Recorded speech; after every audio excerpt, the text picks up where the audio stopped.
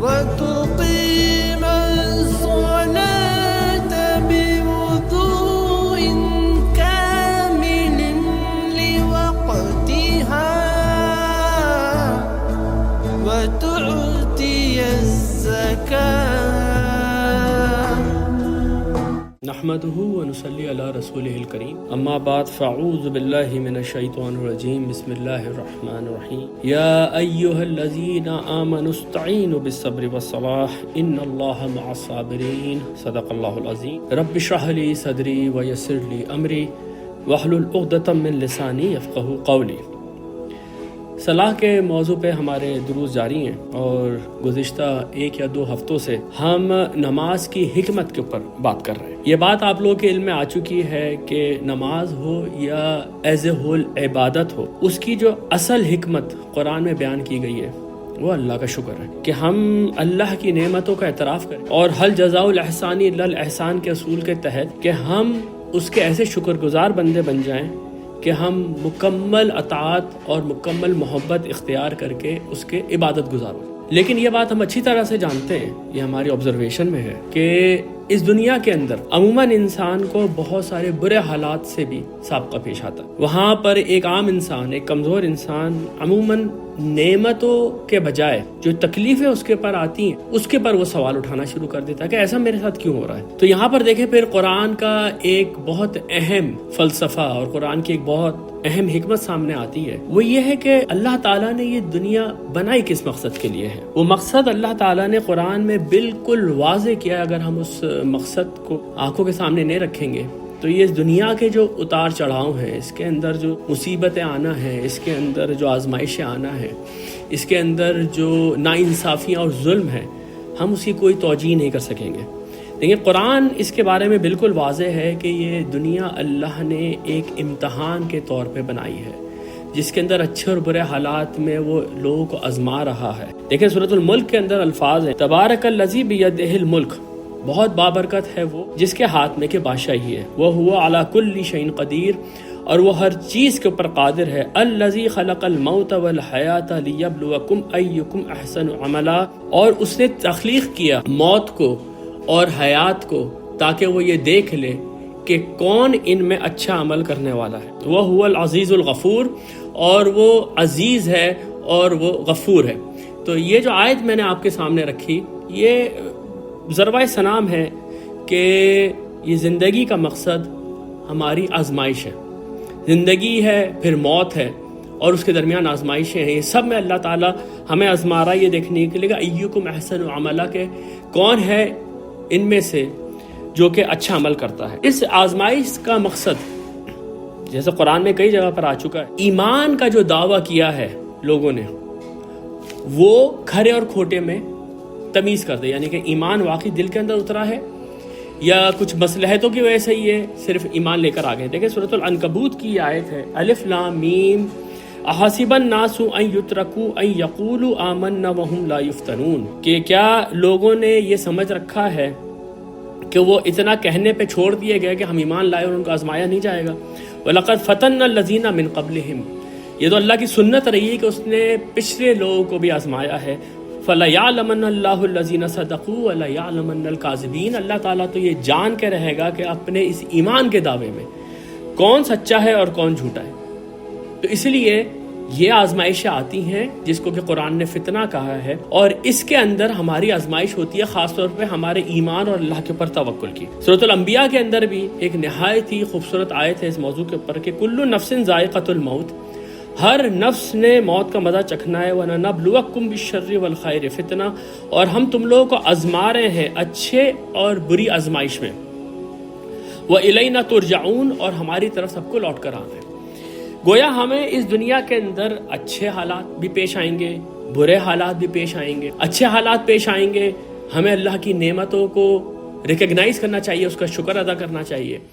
لیکن اگر ہمارے اوپر برے حالات آئے ہوئے ہیں تو اس کے اوپر ایک مومن کا رویہ کیا ہونا چاہیے، یہ آپ سمجھیں کہ آج کا ہمارا موضوع ہے. سب سے پہلے تو یہ میں ایک حدیث آپ کے سامنے لے کر آیا ہوں، بہت ہی خوبصورت حدیث ہے. یہ میں پہلے بھی کئی بار یہ حدیث آپ کے سامنے رکھ چکا ہوں. یہ جو حدیث ہے یہ صحیح مسلم کے اندر ہے، اور اس کے راوی ہیں حضرت صہیب وہ فرماتے ہیں عن صہیب قال قال رسول اللہ صلی اللہ علیہ وسلم عجب لامر المومن، انہوں نے کہا مومن کا جو معاملہ ہے وہ بہت ہی پیارا ہے، بہت ہی خوبصورت ہے، بہت ہی عجیب ہے. ان امرہ کلہ خیر، اور اس کے جو معاملے ہیں ہر معاملے کے اندر اس کے لیے خیر ہے. وَلَيْسَ ذَاكَ لِأَحَدٍ إِلَّا لِلْمُؤْمِنِ، اور یہ معاملہ صرف مومن کے ساتھ ہے کہ اس کے ہر حال میں ہی اس کے ساتھ ایک بھلائی ہے. ان اصابتہ سراء، جب اس کے اوپر کوئی اچھائی آتی ہے شکر، تو وہ شکر ادا کرتا ہے، فکان خیرا لہ، تو وہ اس کے لیے بہتر ہے.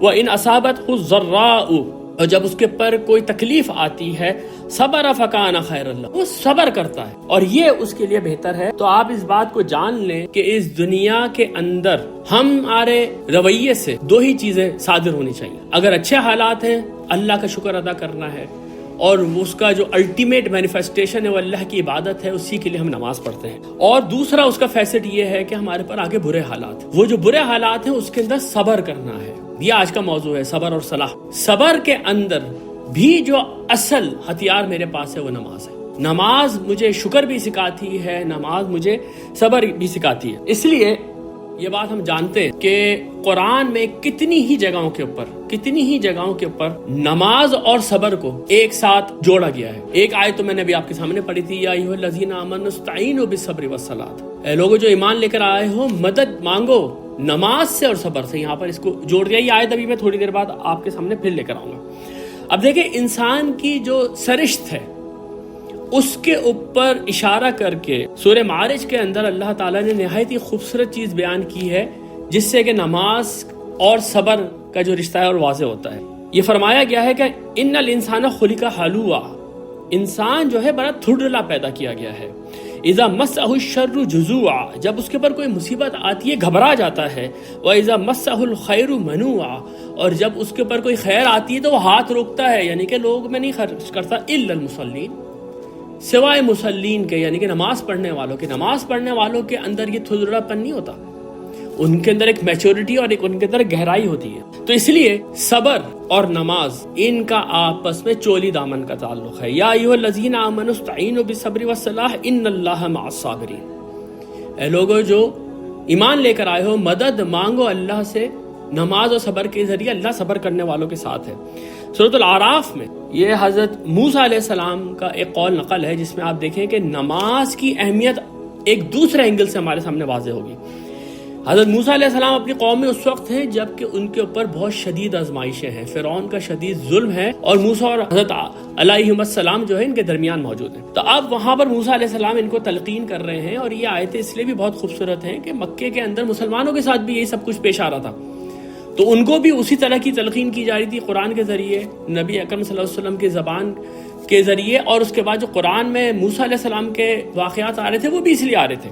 تو دیکھیں سورۃ الاعراف، اس کے اندر یہ آیت ہے، قال موسیٰ لقومہ، موسیٰ علیہ السلام نے کہا اپنی قوم سے، استعینوا باللہ واصبروا، مدد چاہو اللہ سے اور صبر کرو. ان الارض للہ یورثها من یشاء، یہ زمین اللہ کی ہے، جس کو چاہتا ہے وہ دیتا ہے. نوٹ کریں یہاں پر اس آیت کو اور پیچھے والی آیت کو بالکل ملا لیں. صبر کرنے کا ذکر وہاں پر بھی ہے، صبر کرنے کا ذکر یہاں پر بھی. وہاں پر کہا گیا ہے کہ نماز سے صبر چاہو، نماز سے مدد چاہو، یہاں پر کہا گیا اللہ سے صبر چاہو. تو دیکھیں نماز اور اللہ یہ یہاں پر بالکل ایک دوسرے کے ساتھ کھڑے ہوئے ہیں، یعنی کہ یہ ایک دوسرے کے میننگز ہیں. جو ہم نے نماز کے معنی سمجھے تھے کہ یہ ایک کنیکشن ہے، اقبال علی شیء، کسی چیز کی طرف بڑھنا، رجوع الی اللہ، وہ یہ ہے کہ صبر تم چاہو گے اس وقت جب تم اللہ کے ساتھ اپنے آپ کو کنیکٹ کر لو گے. اس لیے یہاں پر صبر کے معنوں کے لیے ایک بہت ہی خوبصورت بات مولانا حمید الدین فراہی نے کہی ہے. دیکھیں صبر کا مطلب ہمارے یہاں بہت غلط لیا جاتا ہے. ہمارے یہاں صبر کا مطلب یہ لیا جاتا ہے کہ جیسے یہ ایک مظلومیت کا دوسرا نام ہے، میرے اوپر مصیبتیں پڑ رہی ہیں، میں بے بس ہوں، تو اب جو ہو میرے ساتھ میں خاموش رہوں گا، میں کیا کروں، میں صبر ہی کروں گا. یہ تو صبر کے معنی ہی نہیں ہے. صبر کے معنی اس کے بالکل مختلف ہیں، اس سے بالکل ریورسڈ ہیں. اسی لیے یہ معنی آج جب میں آپ کے سامنے کھولوں گا تو قرآن کی بہت ساری آیتیں ہمارے سامنے کھلتی چلی جائیں گی، خاص طور پہ سورۃ العصر کے اندر جو وتواصوا بالحق وتواصوا بالصبر کے الفاظ آئیں، اس میں صبر کی اہمیت کتنی زیادہ اجاگر ہو جائے گی، کیونکہ آخری صفت وہی ہے، ان لوگوں کی جو کہ خسارہ نہیں اٹھائیں گے۔ اس لیے یہ جو میں نے آپ کے سامنے بات رکھی تھی کہ مولانا حمید الدین فراہی نے اپنی کتاب مفردات القرآن کے اندر صبر کے معنی جو لکھے ہیں اس میں ایک جملہ انہوں نے لکھا ہے الصبر عند العرب لیس من التذلل فی شیء۔ عربوں کے نزدیک صبر کے معنی ذلت نہیں تھی کہ آپ کسی ذلت کا شکار ہو گئے ہیں۔ کما یصبر مستحد العاجز، جیسے کہ ایک ایسا آدمی جو کہ مجبور ہے، مظلوم ہے، وہ صبر کرتا ہے، یہ معنی نہیں تھے عربوں کے نزدیک۔ بل ہوا اصل القوہ، بلکہ یہ صبر اصلی قوت تھی ان کے نزدیک۔ والعزم، اور عزم اور پختگی ارادے کا نام تھا یہ۔ تو اصل میں جو لفظ صبر کے معنی اردو میں لیے آتے ہیں وہ معنی غلط ہے بالکل۔ لفظ صبر کے اصل معنی تو قوت کے ہیں، جم کے کھڑے ہو جانے کے ہیں، مقابلہ کرنے کے ہیں، اس سے مدد مانگو، یہ خصوصیات اپنے اندر لے کر آؤ جب تمہارے پر کوئی برا وقت آئے۔ اس لیے آپ دیکھیں اس لفظ صبر کے معنی جب آپ ڈکشنری میں دیکھیں گے یہ معجم المعانی ہے، اس کے اندر بہت مختصر سے صبر کے معنی ہیں کہ صبر الشخص، ایک شخص کے لیے جب آپ لفظ استعمال کریں گے صبر الشخص تو اس کا مطلب ہے رضیہ، تجلد، تحملہ۔ یہ ایک ایک لفظ کے ساتھ انہوں نے ترجمہ کیا ہے، یعنی اس آدمی نے صبر کیا کا مطلب کیا ہے؟ وہ آدمی راضی رہا، وہ آدمی ثابت قدم رہا، ڈٹ کے کھڑا رہا، برداشت کیا اس نے۔ اس کے آگے فرمایا احتملہ، اور اس نے تحمل کا مظاہرہ کیا۔ انتظر فی ہدوء واطمینان دون شکوہ ولم یتعجل، اور وہ سکون اور اطمینان کے ساتھ انتظار کرتا رہا، اس نے شکایت نہیں کی، کوئی جلد بازی نہیں کی۔ دیکھیں یہ بالکل ریورس ہے جو انڈرسٹینڈنگ ہماری ہے۔ ہماری انڈرسٹینڈنگ یہ ہے کہ جب کسی آدمی کا مصیبت آتی ہے تو وہ چیخنا چلانا، رونا پیٹنا شروع کر دیتا ہے، شکایتیں کرنا شروع کر دیتا ہے، میرے ساتھ تو ہمیشہ ایسا ہوا، لوگ اس کو کہتے ہیں صبر کرو صبر کرو۔ جبکہ یہاں یہ ہو رہا ہے کہ اس کے کردار کی جو پختگی ہے اس کی طرف اشارہ کر کے کہا جا رہا ہے کہ جب اس کے اوپر برا وقت آیا تو یہ اطمینان کے ساتھ برداشت کرتا رہا اس کو، اور اس نے اپنی زبان سے کوئی شکوہ نہیں لے کر آیا وہ، اور نہ ہی وہ پھٹا، نہ ہی اس نے کوئی جلد بازی کی کہ یہ مسئلہ جلدی۔ یہ ہے توکل اللہ کے اوپر جس کا اظہار وہ صبر سے کر رہا ہے۔ یہ پورا کا پورا جو کریکٹر ہے اس کے لیے عربی میں صبر الشخص، اس آدمی نے صبر کیا، یہ معنی اس کے اندر آگے ہیں۔ اب یہاں پر ایک چیز میری نظر سے گزری جو کہ اس میں کوئی شک نہیں ہے کہ وہ نہایت ہی خوبصورت ایک پیس آف لٹریچر ہے ہم مسلمانوں کے لیے۔ امام راغب اصفہانی کی جو مفردات القرآن ہے، آپ جانتے ہو کتنی عظیم ڈکشنری، لیکن انہوں نے کمال ہی کر دیا۔ جب لفظ صبر کے اوپر وہ آئے ہیں تو انہوں نے کمال ہی کر دیا، یعنی کہ وہ ساری باتیں جو تفسیر کے ذریعے آپ کو بتاتا کوئی آدمی آپ کے سامنے قرآن کی مختلف آیتوں سے لے کر آتا، انہوں نے اس کو ایک جگہ پہ جمع کر دیا ساری چیزوں کو، اور صبر کے سارے پہلو اجاگر کر دیے۔ ان کے مطابق صبر کے کئی معنی ہیں اور وہ ان کئی معنوں میں قرآن میں استعمال ہوا ہے۔ دیکھنا یہ کہ موقع و محل کیا ہے۔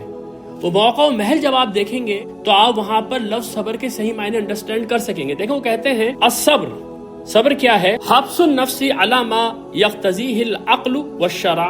صبر یہ ہے کہ آپ اس چیز سے اپنے نفس کو روکیں جس کا تقاضا عقل اور شریعت کرے، یعنی کہ عقل آپ کو کہہ رہی ہے یہ کام غلط ہے، شریعت آپ کو کہہ رہی ہے یہ کام غلط ہے، تو اب آپ اس سے رک جائیں۔ یہ اپنے آپ کو روکنا، یہ لفظ صبر کے معنی ہے۔ او اما یقتضی ان حبسها عنہ، یا ان چیزوں سے روکنا جن سے عقل اور شریعت منع کر دے۔ جب آپ کو منع کر دیا گیا آپ رک گئے، بھلے آپ کے اندر کتنی خواہش بلند ہو رہی ہے اس چیز کو کرنے کی، یعنی کہ اپنے آپ کو تھام لینا، اپنے آپ کو کنٹرول میں کر لینا، یہ لفظ صبر کے اصل معنی ہے۔ اب دیکھیں وہ آگے کیا کہتے ہیں، وہ کہتے ہیں فالصبر لفظ عام، صبر جو ہے یہ ایک عام لفظ ہے۔ وربما خولف بین اسمائہ بحسب اختلاف مواقعہ، وہ کہتے ہیں کہ اس کے جو معنی ہیں یا اس کے جو نام ہیں یہ بدلتے رہتے ہیں جیسے جیسے مختلف موقعوں کے اوپر یہ لفظ استعمال ہوتا ہے۔ قرآن میں مختلف موقعوں کے اوپر یہ لفظ استعمال ہوگا، وہاں لفظ صبر استعمال ہو رہا ہوگا لیکن اس کے معنی بدل جائیں گے وہاں پر، یہ بات وہ کہہ رہے ہیں۔ اب دیکھیں یہاں پر فَإِن كَانَ حَبْسُ النَّفْسِ لِمُصِيبَةٍ سُمِّيَ صَبْرًا لَا غَيْرَ، اگر یہ لفظ اس وقت استعمال ہو جب کسی نفس کو مصیبت کے وقت میں تھامنا ہے، مصیبت کے وقت میں روکنا ہے، تو اس کو صبر ہی کہا گیا ہے، یعنی اس کا کوئی دوسرا نام نہیں آیا ہے یہاں پر، اس کو صبر ہی کہا گیا ہے۔ وہ یزادہ جزع، اور اس کا جو ضد ہے وہ جزا و فضا کرنا ہے، یہ آیت پیچھے آ چکی ہے سورہ معارج کی۔ اس کے بعد وہ یہ کہتے ہیں کہ کئی انہوں نے اس کی مثالیں دی. اس میں ایک مثال جو مجھے بہت خوبصورت لگی وہ قرآن میں سورہ یوسف کی ایک مثال ہے. دیکھیں سورہ یوسف میں ہوا کیا کہ حضرت یعقوب علیہ السلام کے اوپر اتنے 2 برے وقت آئے کہ اس کے اندر کوئی بھی آدمی ہوتا وہ پھٹ جاتا. یعنی کہ ان کی جو اپنی طبیعت تھی وہ اتنی مزمحل ہو گئی کہ وہ اپنی آنکھوں سے چلے گا. آپ سوچیں غم کی انتہا کتنی تھی, لیکن انہوں نے اپنے منہ سے کوئی غلط لفظ نہیں نکالا, کوئی شکوہ نہیں کیا. جو وہ جانتے تھے کہ جو کلپرٹ ہیں اس سارے معاملے کے, جو دوسرے بھائی ہیں حضرت یوسف علیہ السلام کے اور بنیامین کے, ان کو بھی کچھ نہیں کہا. دیکھیں یہ جو آیت میں آپ کے سامنے لے کر آیا ہوں, یہ آیت اس وقت کی ہے کہ یوسف علیہ السلام تو پہلے ہی کھو چکے ہیں اور ان کے بھائیوں کے تئیں تو وہ ان کو کنویں میں ڈال کر آ گئے تھے, وہ تو مارنا چاہتے تھے. اب دوسرا بھائی بنیامین بھی چلا گیا. جب وہ گئے مصر میں وہ لینے کے لیے غلہ تو ان کو وہاں پر روک لیا گیا. اب انہوں نے آ کے جب بولا تو حضرت یعقوب علیہ السلام ان پہ یقین نہیں کر رہے, لیکن ان کو یہ پتہ چل گیا کہ میرا دوسرا بیٹا بھی گیا. اب آپ سوچیں 2 بیٹے جو سب سے زیادہ آپ سے قریب ہوں, باقی جو یہ 10 کھڑے ہوئے ہیں سامنے, ان کی سازشوں سے آپ اچھی طرح واقف ہیں اور یہ کس طریقے سے آپ کے ساتھ سلوک کرتے ہیں. سورہ یوسف میں ہے کہ یہ اپنے باپ سے کہنے کہ آپ تو بس یوسف کا نام لے کے روتے چلے جائیں گے. یہ کوئی طرح سے بات کرتا ہے اپنے باپ سے. یہاں پر مولانا مودودی نے بہت خوبصورت حاشیہ لکھا ہے کہ اللہ کے پیغمبر اور ہر بڑے آدمی کے ساتھ یہ ہوا ہے کہ بعض اوقات گھر والوں نے اس کی توقیر نہیں کی, گھر والوں نے اس کی عزت نہیں کی. یہاں پر بھی یہ ہوا کہ یہ سارے کے سارے گھر والے کہہ رہے ہیں کہ آپ بس ایک ہی چیز کے لیے روتے رہیں گے. جواب سنیے حضرت یعقوب علیہ السلام کا, قال بل سولت لکم انفسکم امرا, یہ تم لوگ اپنے جی سے ایک بات بنا کے لے کر آئے ہو, حقیقت یہ نہیں ہے. فصبر جمیل, لیکن میں بہت ہی خوبصورت صبر کروں گا. دیکھیں مصیبت کا وقت ہے, جو یہاں پر امام راغب نے کہا نا کہ مصیبت پڑ جائے اپنے نفس کو روک کے رکھو, یہ لفظ صبر کے معنی ہیں اور یہاں پر صبر ہی استعمال ہوتا ہے. تو دیکھیں یہاں پر انہوں نے کہا فصبر جمیل عسى الله ان یاتینی بہم جمیعا, اگر اللہ چاہے گا تو انقریب ان سب کو میرے پاس واپس لے کر آ جائے گا. دیکھیں آپ اس بات میں کہ کتنی امید ہے ان کے اندر, اللہ سے کوئی شکوہ نہیں, کسی سے کوئی شکایت نہیں, جو اپنے اوپر پڑ رہی ہے اللہ کی مشیت کی وجہ سے اس کو برداشت کر رہے ہیں, اس کو صبر جمیل کہہ رہے ہیں اور اللہ سے ایک مثبت گمان رکھ رہے ہیں کہ اللہ تعالیٰ میرے پاس واپس ان لوگوں کو لے کر آ جائے گا. لیکن یہ صبر کے ساتھ ساتھ یہ ضروری نہیں ہے کہ وہ آدمی غم نہ محسوس کرے. یہ سورہ یوسف کے اندر ہمیں یہ بھی پتہ چلتا ہے کہ صبر بھی کرنا ہے, لیکن غم کا شکار ہو جانا بھی ایک انسانی کمی ہے جو ہر کسی کے اندر آتی ہے. وہ بیچارے رو رو کے اندھے ہو گئے, لیکن انہوں نے اللہ سے شکوہ نہیں کیا اور صبر کا دامن ہاتھ سے نہیں چھوڑا, اللہ کا توکل انہوں نے ہاتھ سے نہیں چھوڑا. یہ لفظ صبر کے معنی ہے. اب دیکھیں اس کے بعد امام راغب کہتے ہیں وَإِنْ كَانَ فِي مُحَارَبَةٍ سُمِّيَ شُجَاعًا, وہ کہتے ہیں کہ جب یہ لفظ صبر اس وقت استعمال ہو جبکہ جنگ کا مرحلہ ہے, جنگ کے اندر کچھ لوگ کھڑے ہوئے اور کہا جا رہا ہے یہ صابرین ہیں, تو یہ لفظ بہادری شجاعت کے معنوں میں آتا ہے. وہ ذاتہ جبن, اور اس کی جو ضد ہے وہ بزدلی ہے. اب اس کی مثال آپ دیکھیں, اس کی مثال قرآن میں بہت واضح ہے اور یہ عموماً جب آپ لوگوں کے سامنے بیان کرتے ہیں تو ان کے لیے بالکل اچنبھا ہوتا ہے کہ کیا صبر کے معنی بہادری کے بھی ہیں. جی ہاں, قرآن میں یہ اتنی جگہ پر آیا ہے کہ آپ کو حیرت ہوگی. قرآن میں سورہ انفال کے اندر دیکھیں فرمایا گیا یا ایھا النبی حرض المؤمنین علی القتال, کہ اے اللہ کے نبی آپ مومنوں کو جنگ کے لیے ابھاریں. ان یکم منکم 20 صابرون, اگر تمہارے اندر 20 صبر کرنے والے ہوں گے یغلب 200, تو وہ 200 کے اوپر غالب آ جائیں گے. یہ کون سا صبر ہے؟ یہ وہ ثابت قدمی ہے, اسٹیٹ فاسٹنس ہے کہ کیسا ہی برا وقت آ گیا کہ چاروں طرف سے لوگ بھاگ گئے ہیں, لیکن جنگ کے اندر یہ بہادر کھڑا ہوا ہے.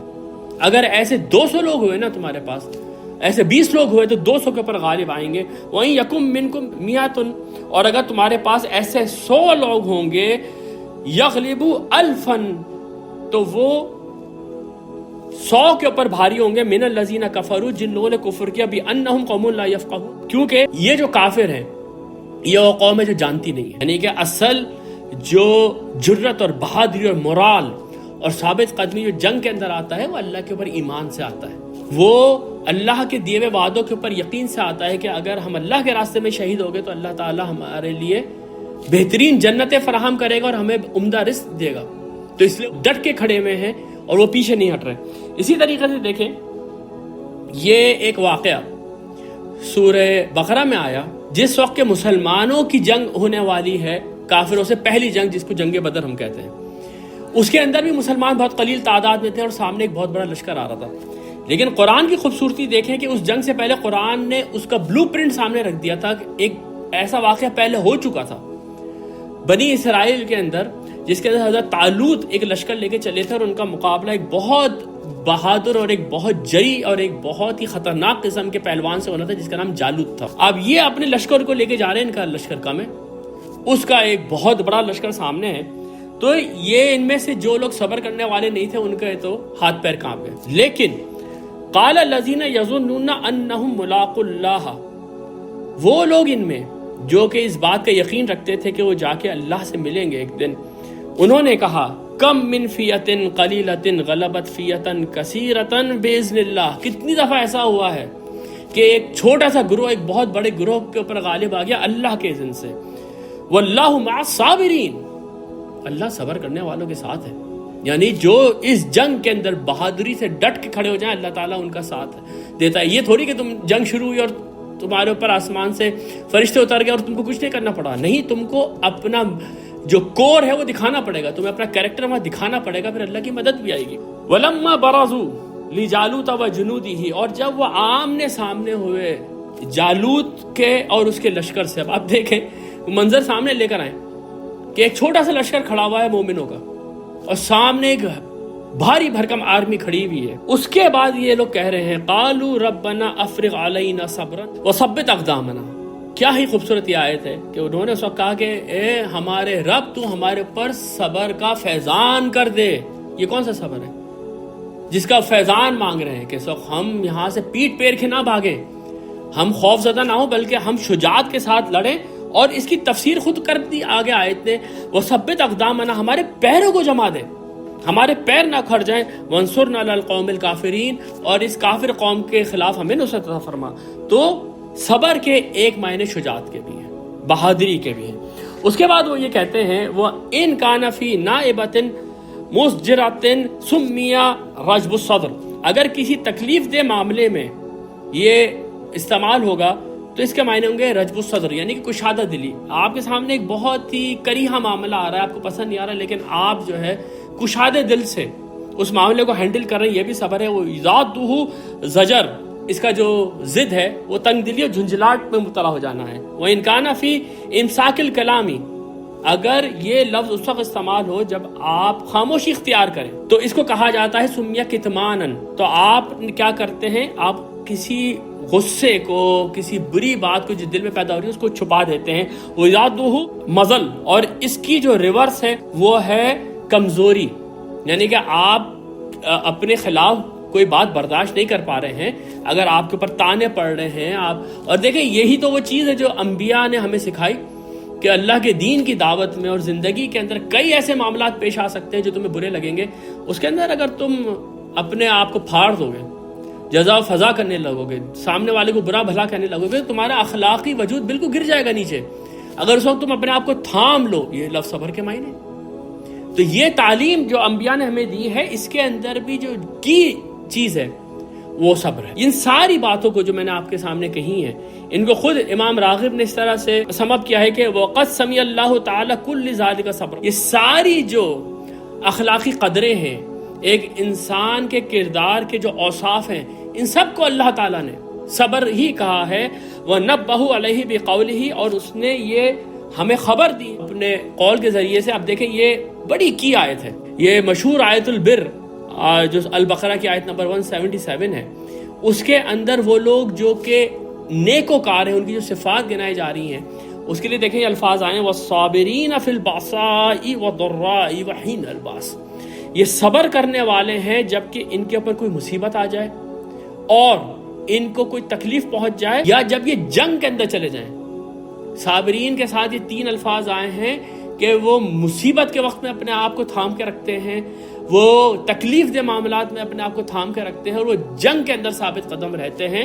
یہ لوگ اپنے اس قول میں سچے ہیں کہ وہ ایمان لے کر آئے ہیں، وہ نیکوکار. یہ لفظ صبر کے میں نے کچھ معنی آپ کے سامنے رکھے، کیونکہ جس طریقے سے اچھے حالات میں شکر ادا کرنے کا اظہار نماز ہے، اسی طریقے سے برے حالات میں صبر کرنے کا جو ذریعہ ہے وہ نماز ہے۔ اب دیکھیں قرآن کے اندر، اب آپ یہ جو ڈیفینیشن ہے صبر کی جب لے کے چلیں گے تو آپ یہ دیکھیں گے قرآن کس طریقے سے یہ اوصاف ہمارے بار بار واضح کر رہا ہے۔ دیکھیں جس وقت کے سورۃ البقرہ میں اب مسلمانوں سے خطاب شروع ہو رہا ہے، آدھی سورۃ البقرہ تو بنی اسرائیل سے خطاب کیا گیا، ان کو بتایا گیا کہ کس وجہ سے اللہ تعالیٰ ان کو معزول کر رہا ہے۔ اب مسلمانوں کو امامت کا درجہ دیا جا رہا ہے۔ اب جب وہ دنیا میں نکلیں گے اللہ کا نام لینے کے لیے تو ان کو قتل اور غارت گری، جنگ اور جدال اور ہر قسم کے معاملات پیش آئیں گے ان کو، جو خود آگے چل کے اللہ تعالیٰ نے فرمایا وَنَبْلُوَكُمْ بِشَيْءٍ مِّنَ الْخَوْفِ وَالْجُوعِ وَنَقْصٍ مِّنَ الْأَمْوَالِ وَأَنفُسِ وَالثَّمَرَاتِ، یہ ساری کی ساری آزمائشیں آئیں گی۔ اس آزمائشوں میں پریپیئر کرنے کے لیے اللہ تعالیٰ فرما رہا ہے وَاسْتَعِينُوا بِالصَّبْرِ وَالصَّلَاةِ إِنَّ اللَّهَ مَعَ الصَّابِرِينَ، اے لوگو جو ایمان لے کر آئے ہو، تم صبر اور نماز سے مدد مانگو، اللہ صبر کرنے والوں کے ساتھ ہے۔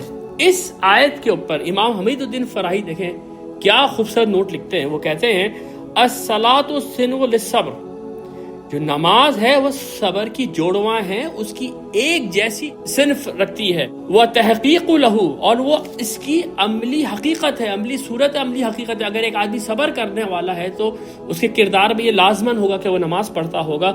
وَلِہَٰذَا تُسْتَعْمَلُ بَدَلًا مِّنْهُ، یہ ہے وہ بات۔ انہوں نے کہا دیکھیں قرآن نے کس طریقے سے ان دونوں کو ملا دیا ہے۔ ابتدا میں قرآن نے دو اوصاف کا ذکر کیا، وَاسْتَعِينُوا بِالصَّبْرِ وَالصَّلَاةِ، لیکن بعد میں آگے چل کے مستقل نماز کو حذف کر دیا، صرف صبر کا لفظ استعمال کر رہا ہے۔ جیسے یہاں اللہ تعالیٰ نے فرمایا ان اللہ مع الصابرین، تو یہاں پر وہ یہ کہہ رہے ہیں فذکر الصبر ہا ہنا کما ذکر الصلاۃ ہناک، یہاں پر صبر کا لفظ ایسے کیا ہے جیسے استعمال ہوا ہے جیسے پہلے صلاۃ کا لفظ استعمال کیا تھا۔ واکتفی بواحد منها عن الآخر، یعنی پہلے دونوں لفظ ایک ساتھ استعمال ہوئے، نماز اور صبر، بعد میں آگے چل کے صرف صبر کا لفظ استعمال ہو رہا ہے کیونکہ اس کے اندر دونوں معنی پوشیدہ ہیں۔ کتنی خوبصورت بات ہے یہ کہ نماز اور صبر ایک ہی چیز ہے۔ دیکھیں آگے چل کے اللہ تعالیٰ یہ سورۃ البقرہ میں یہ کہتا ہے، آپ دیکھیں یہاں پر صبر کے الفاظ کو غور کرتے چلے جائیں گے۔ وَلَا تَقُولُوا لِمَن يَقْتُلُ فِي سَبِيلِ اللَّهِ أَمْوَاتٌ بَلْ أَحْيَاءٌ وَلَكِن لَا تَشْعُرُونَ، اور مت کہو ان لوگ جو اللہ کے راستے میں مارے جائیں کہ وہ مردہ ہیں، بلکہ وہ زندہ ہیں، تمہیں ان کی زندگی کا شعور نہیں ہے۔ یعنی کہ سب سے بڑی مصیبت یہی آ سکتی ہے اللہ کے راستے میں کہ آپ کو مار دیا جائے، تو اس سے بھی تم پریشان نہیں ہونا کیونکہ وہ لوگ زندہ ہیں، تمہیں ان کی زندگی کا شعور نہیں۔ وَلَنَبْلُوَنَّكُمْ بِشَيْءٍ مِّنَ الْخَوْفِ وَالْجُوعِ وَنَقْصٍ مِّنَ الْأَمْوَالِ وَأَنفُسِ وَالثَّمَرَاتِ، ہم تمہیں لازماً آزمائیں گے، خوف سے، بھوک سے، تمہارے مال کے نقصان میں، تمہاری جان کے نقصان میں، تمہارے ثمرات کے نقصان میں۔ وَبَشِّرِ الصَّابِرِينَ، پھر یہاں پر صرف صبر آئے، پیچھے نماز اور صبر دونوں تھے، اب بعد میں صرف صبر کا لفظ آ رہا ہے کیونکہ نماز اس کے اندر شامل ہے۔ الَّذِينَ إِذَا أَصَابَتْهُم مُّصِيبَةٌ قَالُوا إِنَّا لِلَّهِ وَإِنَّا إِلَيْهِ رَاجِعُونَ، یہ وہ لوگ ہیں جب ان کے اوپر کوئی مصیبت پڑتی ہے تو وہ کہتے ہیں ہم تو اللہ ہی کے ہیں اور اللہ ہی کی طرف ہمیں لوٹ کے جانا۔ اس آیت کو سامنے رکھ کے مولانا حمید الدین فراہی نے کہا ہے کہ نماز اور صبر ایک ہی چیز ہے۔ تو اس لیے دیکھیں میں نے آپ کے سامنے جو نماز کی حکمت رکھی وہ یہ رکھی کہ نماز یا عبادت اصل میں اللہ کے شکر کا اظہار ہے، لیکن آج میں نے آپ کے سامنے یہ رکھا کہ انسان کی زندگی کے اندر دو طرح کے حالات آ سکتے ہیں۔ ایک حالات وہ ہیں جس کے اندر اس کے اوپر اللہ کی نعمتیں ہیں، یا اس کے اوپر ابھی کوئی برے حالات نہیں ہے تو اللہ کی نعمتوں کو اچھی طرح سے ریئلائز کر رہا ہے، تو اس وقت بھی جو اس کا کام ہے وہ یہ کہ اللہ کا شکر ادا کرے، نماز پڑھے۔ آپ کوئی برے حالات آ گئے، اب اسے صبر کرنا ہے، اس صبر کے لیے بھی جو اس کے پاس سب سے بڑا سہارا ہے اللہ سے اپنے آپ کو منسلک کرنے کا، وہ نماز ہے۔ اس لیے نماز ہماری زندگی کی اور اللہ کے ساتھ ہمارے تعلق کی سب سے بڑی حقیقت ہے۔ یعنی جس نے نماز چھوڑ دی اس نے اپنے آپ کو اللہ تعالیٰ سے ڈسکنیکٹ کر دیا، خواہ کیسے بھی حالات کیوں ہو۔ پھر وہ ایک ایسی پتنگ ہے جس کی ڈور کٹ گئی ہے، کبھی ایک طرف ڈول رہی ہے کبھی دوسری طرف ڈول رہی ہے، اس کے اپنے اندر کوئی کردار کی پختگی نہیں ہے۔ یہ کردار کی پختگی آئے گی صبر سے اور شکر سے جب انسان نماز کا اہتمام کرے گا۔ اس لیے دیکھیں آج میں یہیں پر اپنی بات کا اکتفا کروں گا، میں نہیں چاہ رہا کہ ہم آگے چلیں اور ہم اور بحث اور مباحث میں پڑھیں کیونکہ ابھی یہ موضوع چل رہا ہے، لیکن یہ موضوع اتنا امپورٹنٹ ہے کہ میں چاہتا ہوں کہ آج ہم اسی پہ ختم کریں اور ہم ایک امپریشن ساتھ لے کے جائیں کہ کیا واقعی ہمارے اندر یہ اوصاف موجود ہیں کہ جب برا وقت آتا ہے تو ہم نماز کے ذریعے اور صبر کے ذریعے سے اللہ تعالیٰ کے ساتھ تعلق پیدا کرتے ہیں، اور جب اچھا وقت آتا ہے تو شکر ادا کر کے اور نماز پڑھ کے اللہ کے ساتھ اپنے تعلق کو مستحکم کرتے ہیں۔ نماز کا جو اصل فلسفہ ہے وہ یہی ہے، یہ جو میں نے آپ کے سامنے زندگی کی حقیقت رکھی کہ اس میں ہمیں خیر و شر میں آزمایا جا رہا ہے، اور اس کے اندر جو ہماری اصل اسٹینڈنگ ہے وہ نماز ہے اور اللہ سے تعلق ہے۔ اس کو ایک آیت میں قرآن کی ایسے سمویا گیا ہے کہ وہ اپنے اندر ایک بہت بڑی آیت ہے۔ اگر اسی آیت کو کبھی کوئی کھول کے پڑھ لے تو پوری زندگی کا فلسفہ اس کے سامنے آ جاتا ہے۔ یہ سورۃ الانعام ہے۔ اس سورۃ الانعام کے اندر خود اللہ تعالیٰ نبی اکرم صلی اللہ علیہ وسلم کی زبانی کچھ ہمیں سمجھانا چاہ رہا ہے۔ اللہ تعالیٰ نبی صلی اللہ علیہ وسلم سے کہتا ہے قل، اے پیغمبر آپ ان سے کہہ دیں اننی ہدانی ربی الی صراط مستقیم، کہ یقیناً میرے رب نے تو میری ہدایت کر دی صراط مستقیم کی طرف، دیناً قیما ملت ابراہیم حنیفا وما کان من المشرکین۔ وہ صحیح راستہ کیا ہے، وہ صراط مستقیم کیا ہے، یہ بالکل سیدھا دین ہے جو کہ ابراہیم کا طریقہ تھا، اور ابراہیم مشرکوں میں سے نہیں تھا۔ اب سنیے، قل ان صلاتی و نسکی و محیایا و مماتی للہ رب العالمین۔ اے پیغمبر آپ ان سے کہہ دیں کہ یقیناً میری نماز اور میری قربانی اور میرا جینا اور میرا مرنا سب اللہ رب العالمین کے لیے ہے۔ لا شریک لہ وبذالک امرت، اس کا کوئی شریک نہیں ہے اور مجھے اسی کا حکم دیا گیا ہے، وَأَنَا أَوَّلُ الْمُسْلِمِينَ، اور میں سب سے پہلا فرما بردار ہوں۔ اس آیت کے اندر اتنی گہرائی ہے کہ اس کے اوپر ہم گھنٹوں بات کر سکتے ہیں۔ دیکھیں،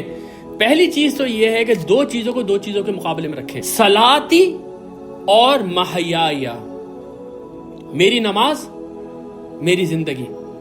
جب ان کو آپ سامنے رکھیں گے، ایک دوسرے سے ایکویٹ کریں گے، تو اس کا مطلب یہ ہے کہ آپ کی زندگی نماز ہے۔ اس زندگی میں جو کچھ بھی آپ کے ساتھ ہو رہا ہے، اس ساری چیزوں کے اندر جو آپ کا ریئیکشن ہونا چاہیے، خواہ وہ صبر کا ہو، خواہ وہ شکر کا ہو، خواہ وہ ثابت قدمی کا ہو، جرت کا ہو، شجاعت کا ہو، یا اپنے آپ کو روک کے رکھنا ہو کسی بد اخلاقی سے، یہ سب چیزیں صبر ہیں اور اس کی مینیفیسٹیشن نماز ہے۔ آج جو میں نے آپ کے سامنے بات کی، اس کو میں سمرائز کر دیتا ہوں کہ ہماری زندگی کا جو مقصد قرآن بتاتا ہے وہ آزمائش ہے، اس میں اچھے اور برے حالات دونوں آنے ہیں۔ اچھے حالات کے اندر اللہ کا شکر ادا کرنا ہے، اس کی عبادت کرنی ہے۔ یہ فلسفہ نماز کا ہم پہلے ڈسکس کر چکے تھے۔ آج ہم نے ڈسکس یہ کیا ہے کہ حالات موافق نہیں ہیں، حالات ہمارے خلاف پڑ گئے ہیں، مصیبت آ گئی ہے، کسی جنگ میں پھنس گئے ہیں، کسی زلزلے کا شکار ہو گئے، مالی پریشانی آ گئی ہے، اولاد کی پریشانی آ گئی ہے، ہزار قسم کی پریشانی آ گئی، کیا کریں اس میں؟ ناگہانی آفتیں آ گئی ہیں، روئیں پیٹیں یا اپنے آپ کو صبر کے ساتھ اس سے گزاریں، ثابت قدم رہیں، جیسے کہ حضرت طالوت کی فوج نے کہا تھا کہ ربنا افرغ علینا صبرا وثبت اقدامنا، کہ ہمارے رب ہمارے پر صبر کا فیضان کر دے اور ہمارے پیروں کو جما دے، ان حالات میں اللہ ہمارے پیروں کو جما دے۔ یہ دعا ہم کریں گے، تو یہ دعا کیسے کریں گے؟ یہ دعا ہم نماز میں کریں گے۔ تو نماز ہی اصل حقیقت ہے ہماری زندگی کی۔ اس زندگی میں یا تو آپ اللہ کا شکر ادا کر رہے ہوں گے اچھے حالات میں، یا برے حالات میں آپ صبر کر رہے ہوں گے، دونوں کی مینیفیسٹیشن نماز ہے۔ اور آخر میں نے آپ کے سامنے یہ سورۃ الانعام کی آیت رکھ دی جس میں کہ یہ بات، یہ فلسفہ بالکل کھول کے واضح کر دیا کہ قل ان صلاتی و نسکی و محیا و مماتی للہ رب العالمین۔ یہاں پر آج میں اپنے درس کا اختتام کرتا ہوں۔ بارک اللہ لی و لکم فی القرآن العظیم و نفعنی و ایاکم بالآیات و ذکر الحکیم۔